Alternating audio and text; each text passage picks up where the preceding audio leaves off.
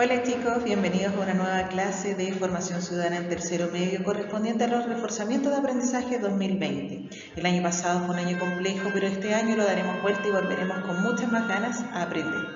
Los invito entonces, primero que todo, a buscar sus materiales de trabajo, sus cuadernos, sus lápices, lo que ustedes consideren necesario, y su texto de estudio si es que tienen el del año pasado, para que reforcemos lo que estuvieron estudiando durante el año 2020.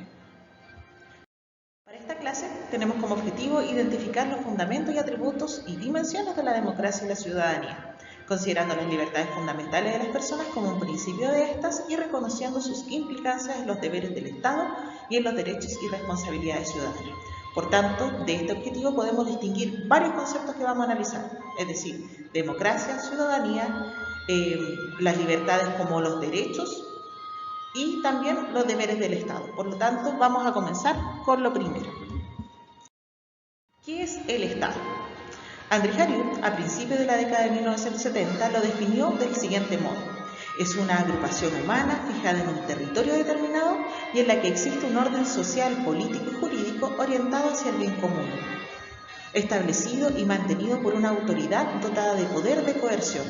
Por tanto, de esta definición vamos a destacar algunos elementos importantes. El primero de ellos es el concepto de agrupación humana. También vamos a destacar el concepto de territorio y el concepto de orden social, político y jurídico. Y también esto, poder de coerción, el concepto de poder. Es decir, vamos a definir al Estado como una agrupación humana dotada en un territorio con un poder, y por tanto podemos determinar que los elementos que constituyen al Estado son los siguientes: comunidad de personas, es decir, nación, territorio y poder, y que su fin es el bien común. Este concepto no se nos puede olvidar porque lo vamos a repetir muchas veces. ¿Qué es un Estado de Derecho? Este concepto lo hemos escuchado muchas veces, sobre todo en la actualidad, donde hablamos de estado de emergencia, estado de excepción constitucional o estado de derecho. ¿Qué es un Estado de Derecho? Corresponde a aquel Estado en que tanto los gobernantes como los gobernados deben someterse a ciertas normas fundamentales obligatorias. ¿Dónde están escritas estas normas fundamentales obligatorias? En la Constitución. La Constitución es la ley fundamental de la República de Chile, a la que deben someterse en su accionar tanto los gobernantes como los gobernados, es decir, nosotros. La Constitución condiciona la acción del Estado por tres vías. Primero, a través de las bases de la institucionalidad, a través del reconocimiento del Estado de Derecho y a través de la organización de las instituciones públicas sobre la base del principio de separación de funciones. Esto es muy importante. Recordemos que en nuestro Estado las funciones judicial, ejecutiva y legislativa están separados en órganos distintos, es decir, en el Presidente de la República, en la Corte Suprema y también en el Congreso. Las bases de la institucionalidad, este primer elemento que condiciona la Constitución, son un conjunto de valores, principios jurídicos y normas que fundamentan a la Constitución y que son consideradas válidas y legítimas en la sociedad chilena y por tanto son obligatorios. ¿Cuáles crees tú que pueden ser estos valores y principios que están inscritos en la Constitución? Veamos. Los valores fundamentales son la dignidad de la persona humana, la libertad de la persona humana y la igualdad de la persona humana. Estos tres hacen alusión a la persona humana, porque en derecho se distingue la persona jurídica, que puede ser una empresa, una institución, puede ser una iglesia, un colegio, tienen personalidad jurídica, de la persona humana, es decir, del ser humano. También vamos a ver nosotros que se va a defender a las familias como núcleo central de la sociedad. Y por supuesto el respeto a los grupos intermedios, es decir, a toda agrupación social que existe. Siempre y cuando promover el bien común, recordemos eso siempre. ¿Cuáles son las características del Estado chileno? Primero, su carácter instrumental. ¿Cuál es su función? El Estado está al servicio de la persona humana, es decir, el Estado siempre va a defender y velar por nuestros derechos. La finalidad de la Suprema es velar por el bien común. Esto, como les decía, lo vamos a repetir muchas veces. Y sus deberes va a ser respetar y promover los derechos humanos y también la seguridad nacional.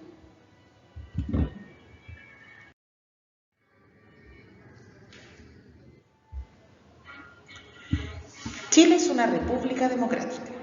Este título lo vamos a desglosar en bastantes aspectos. Primero, determinar qué es una república y qué significa que sea democrática.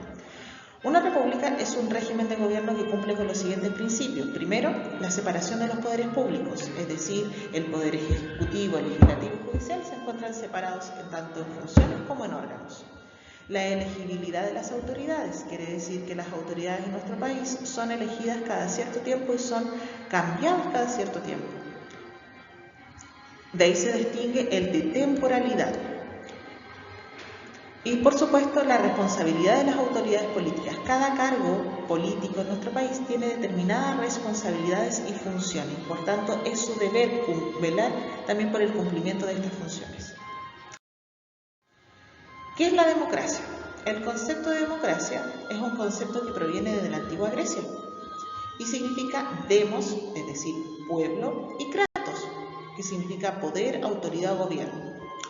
Etimológicamente entonces lo definimos como el gobierno del pueblo o la autoridad del pueblo. Pero en la práctica, ¿qué es una democracia? Es una doctrina política favorable a la intervención del pueblo en el gobierno, es decir, de las personas, y es el predominio del pueblo nuevamente en el gobierno político del Estado. Es decir, la democracia ateniense, la primera democracia que se creó, el término democracia se utilizó en la polis de Atenas en el siglo V a.C., es decir, tiene más de 2500 años de antigüedad. Los griegos llamaban así al sistema de gobierno en el que el poder estaba en manos del pueblo y la democracia favorecía la participación de los ciudadanos. Y este concepto va a ser muy importante porque no todas las personas eran consideradas ciudadanos. Por ejemplo, los extranjeros, las mujeres, los esclavos y los libertos no eran considerados ciudadanos, así como tampoco los niños. Por tanto, no podían participar del gobierno. Actualmente se entiende como una forma de vida y de convivencia. Se busca el bien común y en la cual se representan a las personas consideradas como iguales en derechos y dignidad humana, y también como una forma de gobierno en la que el poder político pertenece al pueblo.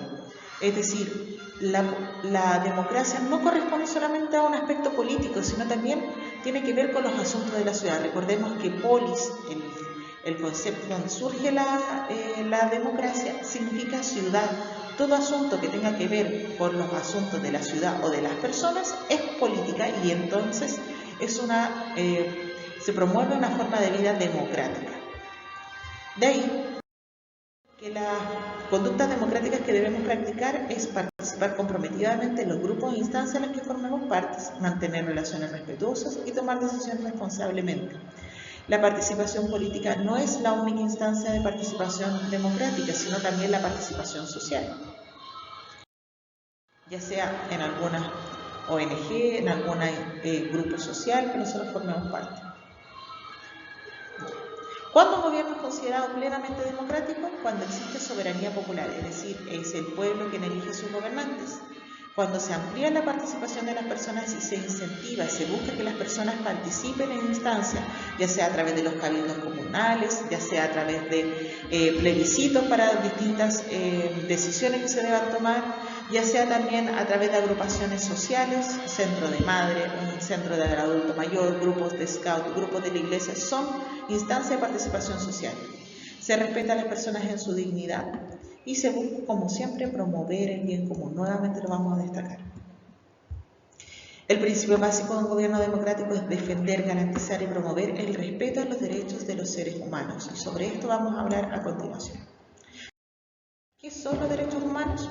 Son aquellos que poseen todas las personas por su condición humana. Son aquellas libertades, facultades o valores que corresponden a toda persona y que son necesarios para vivir con dignidad y desarrollarse plenamente. Los derechos humanos presentan las siguientes características, y esto es súper importante. Son inherentes al ser humano, es decir, se nace con ellos y corresponden a la persona por su naturaleza humana. Por el hecho de ser seres humanos, tenemos derechos humanos, aunque suene redundante. Son universales, es decir, todos los seres humanos tenemos los mismos derechos, ya sean hombres, mujeres, independiente de su condición económica, política, social, de género, todos tenemos los mismos derechos. Inclusive, algunas personas consideran que algunos Otras personas no debiesen tener derechos por sus condiciones raciales.